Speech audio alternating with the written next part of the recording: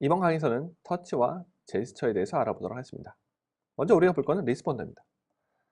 우리가 이벤트를 다루기 위해서 컨트롤을 살펴봤는데요. 사실 그것보다 더 상위에는 이벤트를 다루기 위한 리스폰더가 정의되어 있어요. 그 다음에 리스폰더와 그에 해당하는 리스폰더 체인을 살펴보도록 하겠습니다. 그 다음에 터치 위주로 볼 건데, 터치는 리스폰더가 제공해주는 조금 더 저수준의 터치 API가 정의가 되어 있습니다. 그걸 이용해서 터치에 어떻게 반응할 수 있나, 좀 더 저수준으로 다루는 방법을 살펴보도록 하겠습니다. 그 다음에 터치도 터치를 해석해서 어느 동작이 일어나는가 분석해야 되는데, 그거를 편하게 해주는 제스처 리코그나이저를 한번 살펴보도록 하겠습니다.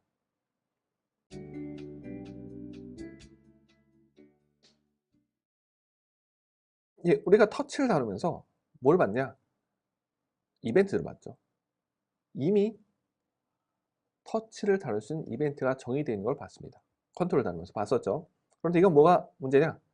이미 분석된 결과라는 거예요.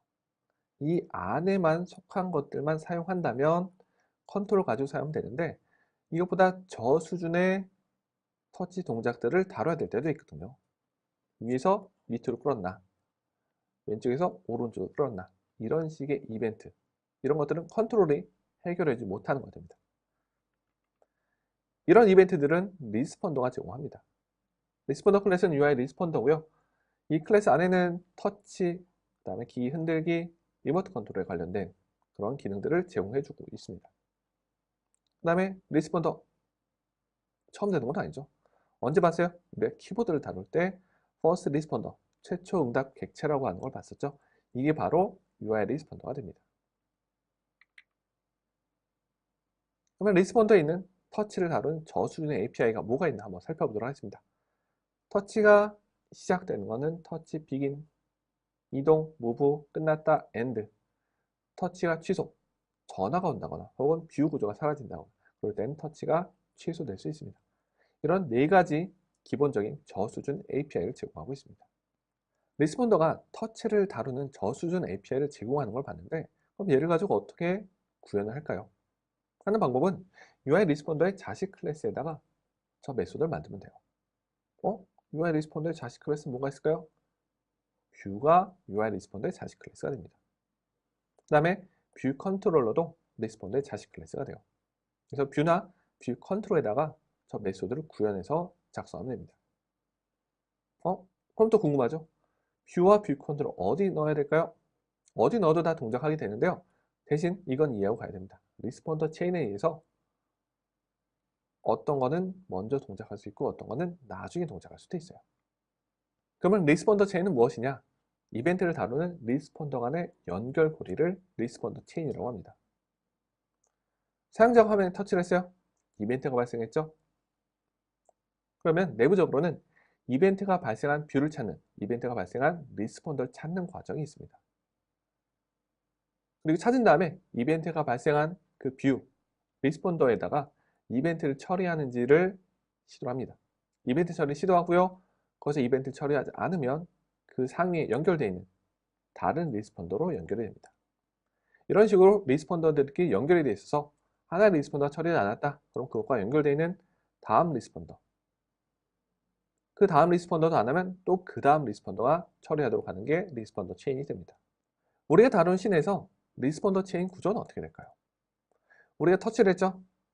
그 터치를 한 뷰가 바로 리스폰더 체인에서 가장 앞순위에 있는 리스폰더가 됩니다. 그 뷰에서, 그 뷰에 있는 코드에서 이벤트를 처리하지 않으면 그 다음 뷰로 연결이 되는데, 그 다음 뷰가 바로 뷰 구조에서 부모 뷰가 됩니다. 이런 형태로 뷰 구조를 찾아가면서 부모 뷰 구조까지 계속 찾아갑니다. 그래도 없다. 그럼 나중에는 뷰 컨트롤까지 연결이 됩니다. 그래서 이렇게 다음으로 연결된 뷰, 다음 체인에 속한 리스폰더는 UI 리스폰더 클래스 가게 되면은 next라는 프로퍼티가 있어요. 이걸 이용해서 다음에 연결되어 있는 리스폰더를 찾을 수가 있습니다.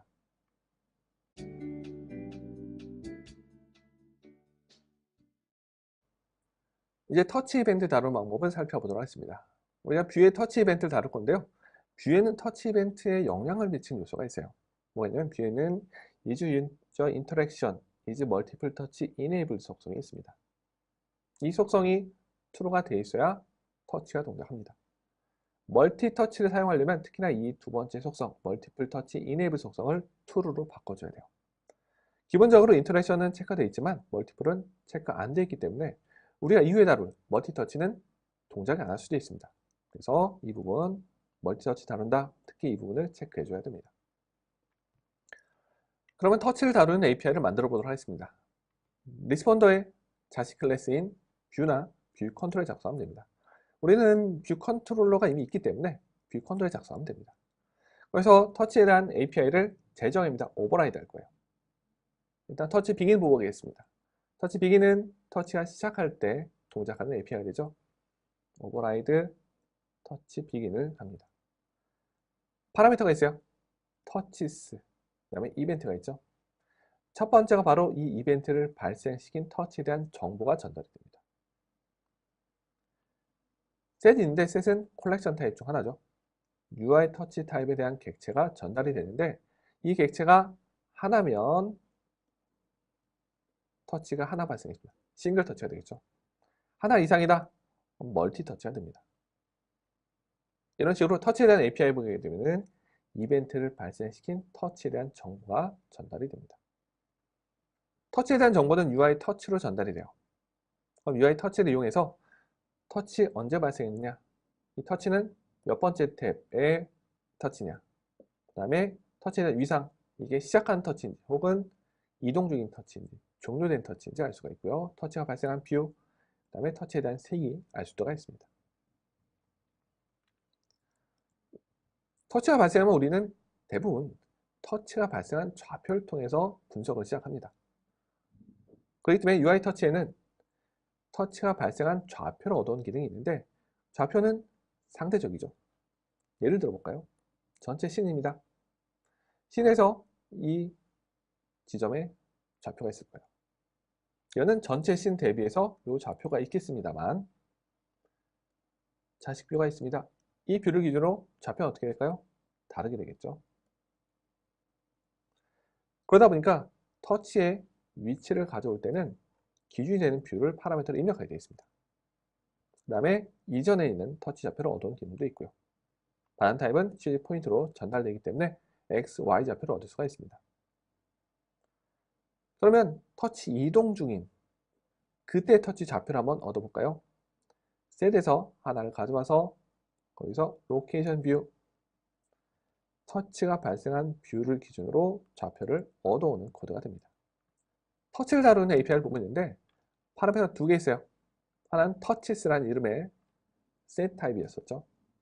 두 번째 파라미터는 이름은 이벤트였고 그 타입은 UI 이벤트였습니다.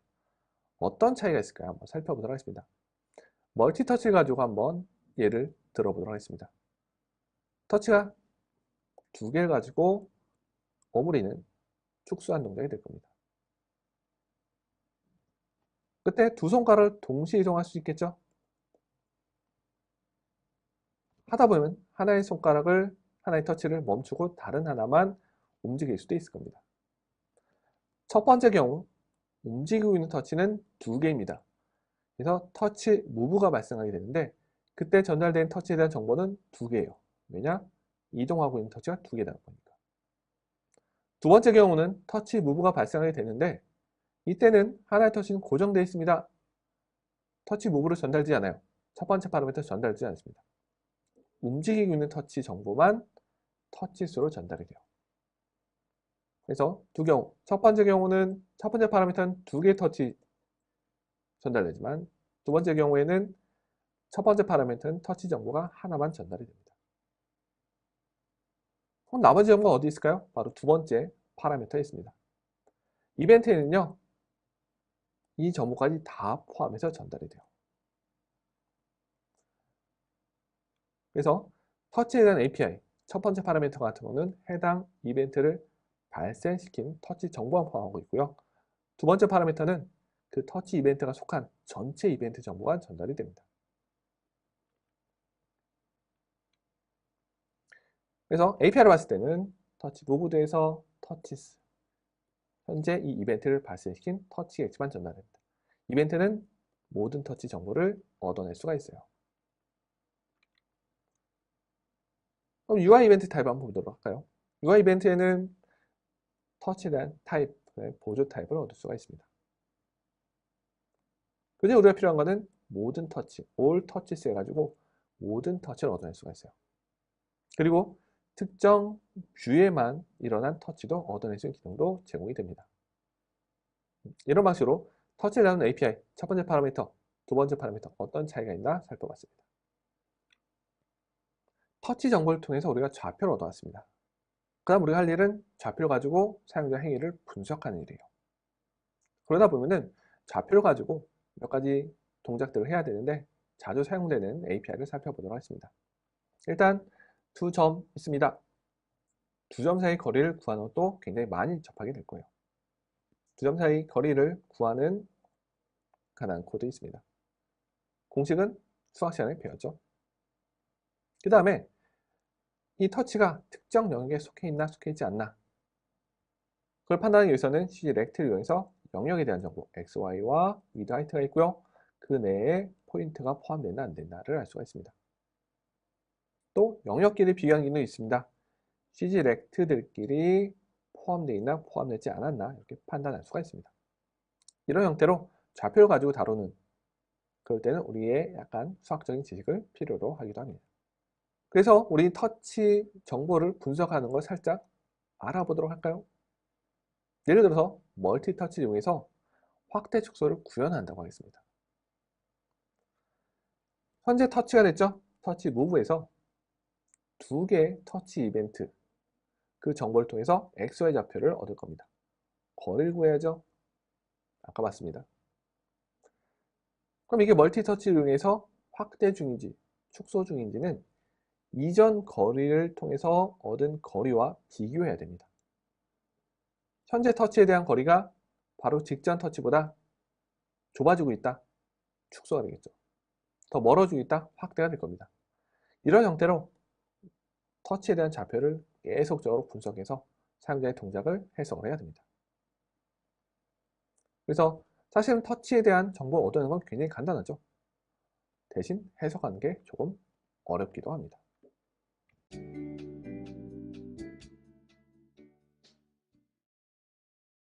우리가 터치 API를 이용해서 사용자의 터치된 위치를 얻어왔습니다.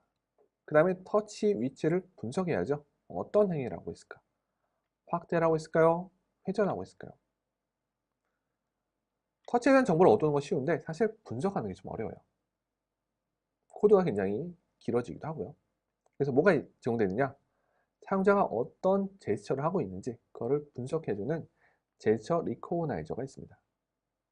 제스처 인식기라고 편의상 이야기하겠습니다. 이런 제스처를 인식해주는 걸 쓰게 되면 좀 더 쉽게 사용자의 제스처를 분석할 수가 있습니다. UI킷에는 다음과 같은 제스처 인식기가 있습니다. 이 제스처는요, 탭, 두드리기, 핀치는 두 손가락을 이용해서 오므려서 벌려서 확대 축소하는 게 핀치가 됩니다. 회전, 멀티터치 이용한 회전이 되겠죠. 밀기와 끄기는 굉장히 비슷한 개념입니다. 스와이프, 밀기 동작 같은 경우는 단방향으로 미는 동작이고요. 끌기는 우리가 마우스를 이용해서 드래그 앤 드롭 하는 게 끄는 동작이 돼요.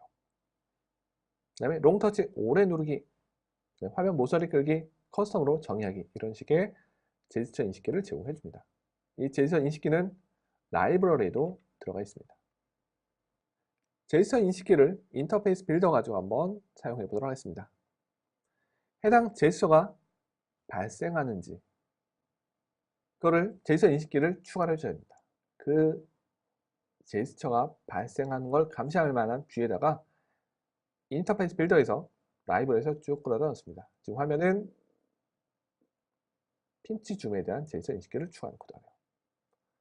이렇게 추가를 하게 되면은 씬에 뭐가 생기냐? 제스처 리코그나이저, 제스처 인식기가 추가된 걸 볼 수가 있습니다. 혹은 씬에 도개가 있게 되면은 추가된 걸 볼 수가 있어요. 그럼 제스처가 인식되면은 그 제스처는 행동이랑 연결돼야 됩니다. 타겟 액션으로 연결이 돼야 돼요. 그래서 액션 메소드가 만들어지게 되는데 이거 연결하는 방법은 제스처 인식기에서 마우스 오른쪽 버튼 누르고요. 쭉 연결하면 됩니다. 뭐랑 비슷해요? 우리가 컨트롤에서 이벤트 연결하는 것과 똑같죠. 그래서 액션으로 연결하는 과정을 거치게 되면은 해당 제스처가 발생했을 때 셀렉터, 즉 그 메소드가 동작하게 됩니다. 제스처 인식기가 추가되면은 해당 뷰의 오른쪽 버튼 누르게 되면은 제스처 리코그나이저 연결된 걸 볼 수가 있습니다. 이런 제스처 리코그나이저, 제스처 인식기는 하나의 뷰에 여러 개를 추가할 수도 있어요. 그래서 여기서 X를 눌러서 끊을 수도 있습니다. 코드로 제스처 인식기 추가하는 방법을 보도록 하겠습니다. 각각에 대한 클래스입니다. 탭 동작, 탭 제스처 리코그나이저, 확대 축소, UI 핀치 제스처 리코그나이저, 회전, UI 로테이션 제스처 리코그나이저, 이런 형태로 각각에 대한 클래스가 있고요. 이 클래스를 가지고 코드로 제스처 인식기를 다룰 수가 있습니다. 제스처 인식기 객체를 만들어서 사용해야죠. 이니셜라이저 보게 되면은 타겟과 액션을 파라미터를 입력하게 되어 있습니다. 제스처가 발생했을 때 타겟에 있는 액션, 즉 이 셀렉터에 해당하는 메소드가 실행이 되겠죠. 이렇게 제스처 인식기 객체를 만들고요. 뷰에다가 등록합니다. 등록하는 메소드는 add 제스처 리코그나이저. add가 있으면 remove도 같이 있겠죠.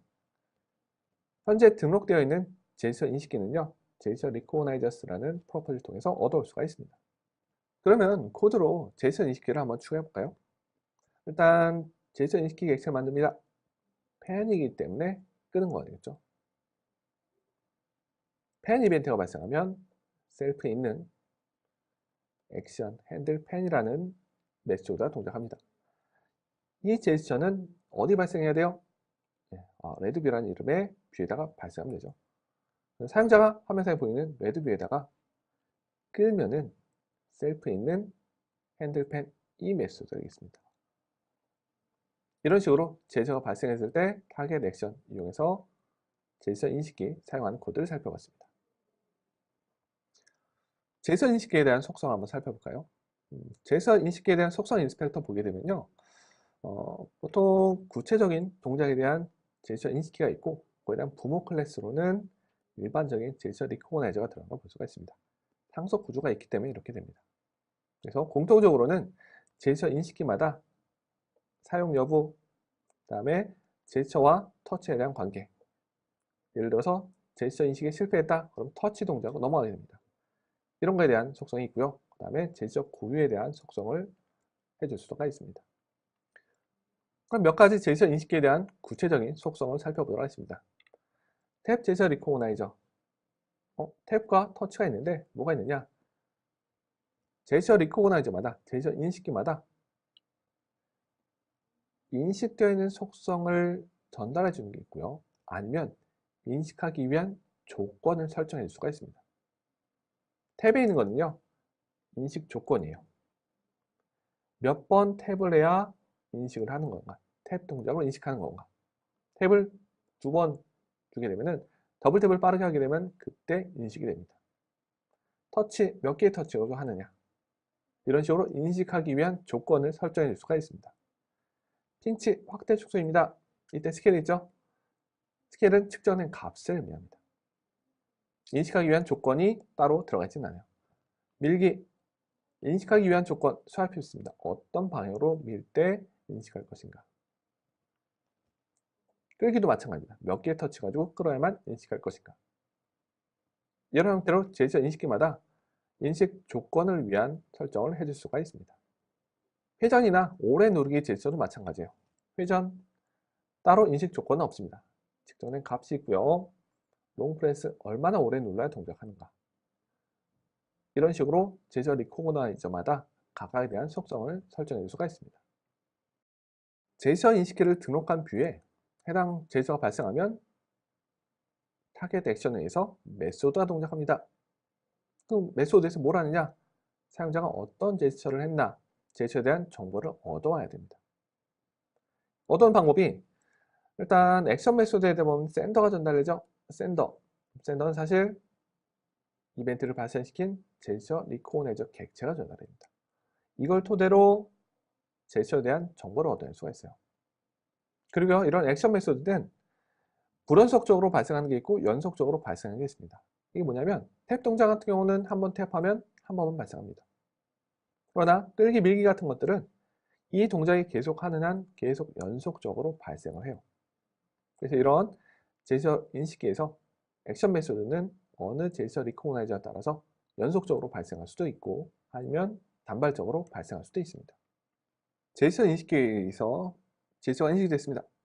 그러면 제스처에 대한 정보가 전달이 되죠. 그 정보는 파라미터로 전달되는 제스처 리코그나이저를 통해서 얻어낼 수가 있어요. 그런데 제스처마다 고유의 정보가 있고 공통적인 정보가 있습니다. 공통적인 정보는 각 제스처 리코그나이저의 부모 클래스인 UI 제스처 리코그나이저를 통해서 전달이 됩니다. 제스처 인식기가 등록된 뷰, 그 다음에 제스처가 발생한 위치, 터치를 알 수가 있고요. 몇 개의 터치가 발생했나 알 수가 있습니다. 그럼 코드로 이 공통된 정보를 얻어오는 걸 보도록 하겠습니다. 탭 제스처 리코그나이저 객체를 만들고요. 셀프의 핸들 탭으로 다룹니다. 그 다음에 두 번 눌러야만 동작하도록 만들었고요. 뷰에다 추가를 했어요. 화면에 나타난 뷰를 사용자가 두 번 탭했습니다. 그럼 탭 제스처 리코그나이저에서 연결되어 있는 액션 메시지가 동작하죠. 파라미터를 전달받은 제스처 리코그나이저 편의상 파라미터를 anyType 대신 탭 제스처 리코그나이저로 바꿨습니다. 여기서는 탭에 대한 위치를 로케이션 이용해서 얻어낼 수가 있습니다. 끌기 제스처입니다. 펜 제스처 리코그나이저가 돼요. 스와이프랑 같이 사용하지 않는 것이 좀 좋습니다. 서로 겹치기 때문에요. 이 제스처 리코그나이저 추가하는 걸 이미 했으니까 인식된 제스처를 다루는 방법을 보도록 하겠습니다. 이런 끌기는 뭐가 전달되느냐? 이동거리, 얼마나 이동했나 같은 것들이 전달이 돼요. 로케이션 이용해서 직접 계산하는 것보다는 오히려 이렇게 해석되어 온 결과들 가지고 하는 게 조금 더 편하게 다룰 수가 있습니다. 그 다음에 확대 축소 동작은 핀치 제스처 리코그나이저가 되죠. 근데 확대 축소를 통해서 우리가 얻고 싶은 거는 좌표가 아니고 얼마나 배율로 확대가 됐나, 축소가 됐나를 알고 싶은 거예요. 그래서 핀치 제스처 리코그나이저는 스케일이라는 값을 줍니다. 속도도 주고요. 이걸 이용해서 확대 축소에 대한 분석된 값을 제공해 줍니다. 코드를 한번 살펴보도록 하겠습니다. 핀치 동작이 발생했습니다. 액션 메소드입니다. 스케일을 이용해서 초반 대비 몇 배의 비율을 가지고 있나를 알 수가 있어요. 1.0은 원본 크기, 1보다 작으면 축소 중, 1보다 크면은 확대가 됩니다. 그 다음에 제스처에 의한 스테이트를 이용해서 비긴이면은 확대 축소 제스처 시작 상태, 체인지면은 확대 축소 중, 그때의 스케일을 얻을 수가 있는 거죠. 엔드면 확대 축소가 끝났습니다. 그때의 스케일도 알 수가 있죠. 이런 형태로 이제 각 제스처, 구체적인 제스처 인식기에는 그에 대한 해석된 값이 전달되기 때문에 편하게 다룰 수가 있습니다. 제스처 인식기 중에서는 연속적으로 이벤트 발생하는 게 있어요. 그때에 대한 측정 값은 제스처 초기 대비한 값이다 보니까 그 값이 계속 좀 누적되는 식으로 동작할 때가 있습니다. 예를 들어 볼까요? 확대 축소를 합니다. 확대 축소를 하게 되면 제스처가 연속적으로 발생하죠. 처음에는 1.0으로 시작할 겁니다. 원본 크기에서 점점 확대시킵니다. 그럼 값이 1.1, 1.2, 1.3 이렇게 전달이 돼요. 이걸 우리가 반영해준 코드를 짜다 보면 어떤 식으로 가느냐? 1.0 대비 1.1로 확대를 시킵니다. 그리고 이 크기 대비 1.2로 또 확대해 버리게 되면 너무 커져 버리게 되는 거예요. 사실은 10%씩 증가한 거긴 합니다만 그렇지만 여기서는 10% 증가하죠, 20% 증가하죠, 30% 증가하죠. 이 값을 그대로 사용이 곤란한 경우도 생기게 돼요. 특히나 이런 연속적으로 시청되는 제스처를 2개, 3개 쓰는 경우는 이런 상황이 더 커지게 됩니다. 이런 게 어떤 팁이 있냐면 측정된 값을 사용하고 나서요, 그 측정 값을 다시 초기화시켜주는 방법이 있습니다. 이렇게 되면 초기화된 값으로 다시 그 다음에 측정된 값이 전달이 돼요. 그래서 이런 방식으로 연속된 제스처 같은 경우는 값을 초기화시키는 방식으로 사용할 수도 있습니다.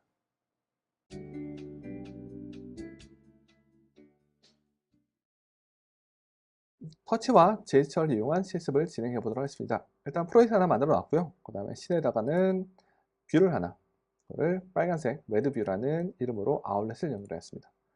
일단 터치입니다. 터치를 다루기 위해서는 리스폰더에 터치 API를 만들어야 돼요. 근데 뷰 컨트롤은 리스폰더의 자식 클래스다 보니까 터치에서 만들 수가 있습니다. 터치 비긴 만들 수도 있고요. 터치스 무브 이용해서 만들 수가 있습니다. 터치 무브에서 터치에 대한 좌표를 한번 콘솔로 출력해 보도록 하겠습니다. 터치 파라미터에는 터치에 대한 정보가 전달이 됩니다. 첫 번째 터치를 얻어서요. 싱글 터치만 쓸 거기 때문에 하나의 터치만 오게 될 거예요. 터치에서 로케이션 인 뷰에서 터치의 좌표를 얻습니다. 기준점은 전체 씬 기준으로 잡을게요. 프린트해서 출력하겠습니다.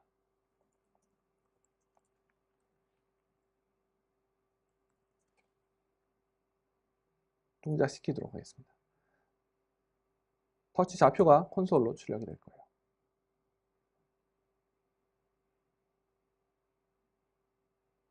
터치를 합니다. 터치를 뗍니다. 터치가 출력되는 걸 볼 수가 있죠. 이런 식으로 터치에 대한 분석하는 걸 할 수가 있었습니다. 그런데 우리가 이제 뷰를 가지고 이제 정작 터치 좌표를 분석해서 확대, 축소, 회전할 때는 좀 어려워요. 그래서 그걸 편하게 하기 위해서는 자주 사용되는 제스처 같은 경우는 제스처 리코그나이저 이용하면 편하게 되죠. 그래서 이 안에 있는 걸 이용해서 좀 쉽게 해줄 수 있는 부분들이 있습니다. 예를 들어 회전하고 싶어요. 회전에 대한 것을 제스처 리코그나이저를 추가합니다. 여기서 마우스 오른쪽 버튼 누른 상태에서 연결해서 회전 동작에 대한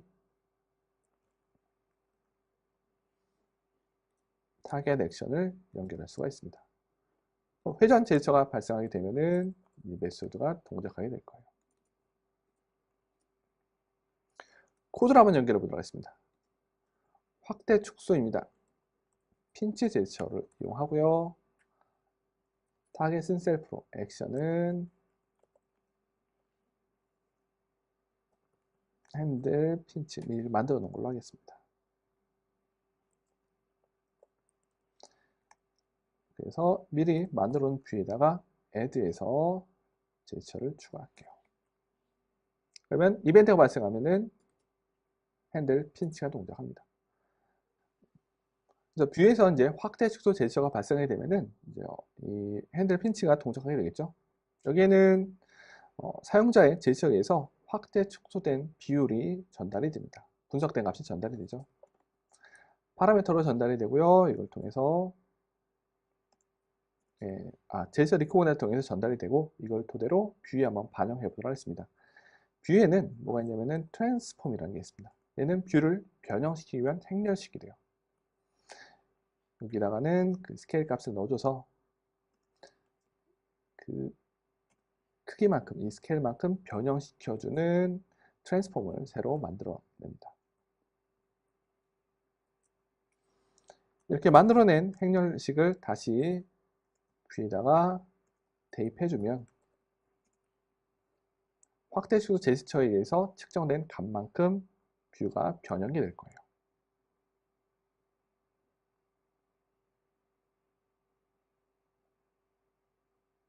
뷰가 동작하고요. 멀티터치를 위해서는 키보드에 있는 Alt키를 같이 누르면 멀티터치를 하기 위한 게 나타납니다. 회전도 시켜보고요. 콘솔에 보이죠? 확대 축소를 합니다. 이번에 확대 축소합니다. 근데 제스처에 비해서 많이 커져요. 왜냐하면 측정된 값이 처음 값 대비해서 계속 나타나기 때문에 그렇습니다. 여기서는 제스처의 스케일 값을 1.0으로 다시 초기화 시켜줘가지고 제스처가 반영된 이후에 다시 측정된 값으로 뷰에 적용되도록 코드를 추가로 작성했습니다. 확대 축소합니다. 그러면 확대 축소 제스처만큼 뷰가 늘어나고 줄어드는 걸 볼 수가 있습니다. 이렇게 해서 터치와 제스처에 대한 실습을 마치도록 하겠습니다.